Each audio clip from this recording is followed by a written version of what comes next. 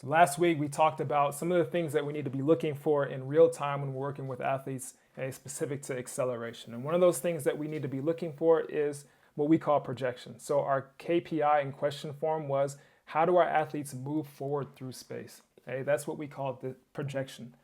And again, we talked about the difference between hip displacement and step length. So if I'm looking at athletes sprint in real time, the thing that I'm going to be looking for is hip displacement. And that's not to say that step length isn't important, but if we had to put a focus on one thing while watching athletes sprint, I'm going to be looking at the hip displacement because that's going to tell me a little bit more. Okay, ideally, hip displacement and step length should be around the same. Okay, so let's say that I've got a long step length, then ideally I should also have a very long hip displacement, or my hip displacement should take me far. If I've got a long step length and a very short hip displacement, well then that's a deficit that we need to correct. That's something that we want to try to avoid. Okay, so again, talk about hip displacement versus step length. So again, if we're talking about hip displacement, this is what that should really look like. So again, if we're talking about hip displacement and projection, there's one thing that really comes into play, and that's our trunk. Okay, so we talk about trunk discipline. What is that?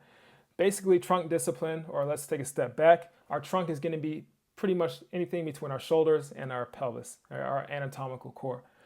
So trunk discipline is basically my ability to keep a quiet spine, we call it a quiet spine, and use my hips to extend. Because if we're talking about projection, moving forward, everything being horizontal, right? I've got to be able to keep my forces or my orientation horizontal. So when I take a step, my step takes me forward instead of taking me up. Okay? So my orientation during acceleration should be mostly horizontal. And for that, my trunk needs to be disciplined. I've got to be able to keep everything quiet and use my hips to be able to push forward instead of push up. So that's where we talk about trunk discipline.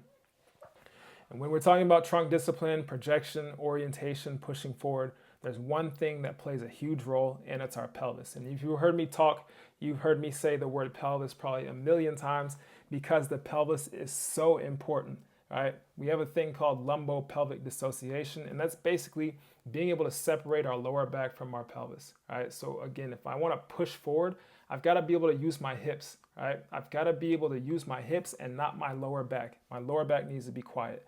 So we need to be able to separate that. And to put that in very simple terms, this is a quote from my mentor, and it says it all the time, butt before back. So can I extend through my hips, through my butt, before I extend through my lower back?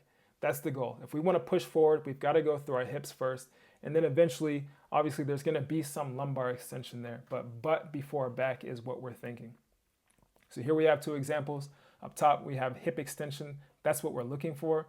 The very bottom, we have lumbar extension. That's the thing we're trying to correct or we're trying to avoid. And we see what difference that makes in our orientation. Okay? Acceleration, we want to push forward, push horizontal. Hip extension is extremely important. We want to avoid lumbar extension here. Okay? Butt before back. Same thing here. This is what we're looking for, hip extension. So if we take another example here, same athlete, two different runs with some time in between. On the left side, we see our athlete stand basically straight up right out the gate. First step, we're standing straight up here. So now that's throwing off our orientation. We're not able to push forward. If we look at the run on the right side, okay, orientation is better. Okay? And a lot of that starts with our trunk. Okay? Trunk discipline. There's a few other things to correct on the right side, right? But if we're looking at orientation and trunk discipline, that's what we want. Okay? So now that we've seen these things, we can see it as a possible deficit. All right, we've identified it as a possible deficit. Now we can test for these things to figure out if what we saw was actually correct. All right, before we test for that, let's talk about some of the key performance indicators, or maybe in some cases the key performance limiters when it comes to projection. Okay, so one thing that we definitely need is high force. All right, high force production capabilities. If you've ever looked at anything that has to do with force velocity profiling, you've heard of F0. So that's basically our force at low velocities, or zero velocity. Okay, so this is, think about low and slow. So think about a squat, a trap bar deadlift, something around 80% and up. Okay, so it's going to be really slow, not very specific to actual sprinting, but we need those force production capabilities. On top of that, we need a high rate of force development. So now we're talking about being able to move move things relatively quickly. So in this case, our own body relatively quickly. And we need those things around our hips. So if we think about pushing forward, if we think about orientation being horizontal, we need a high rate of force development and high force around our hips.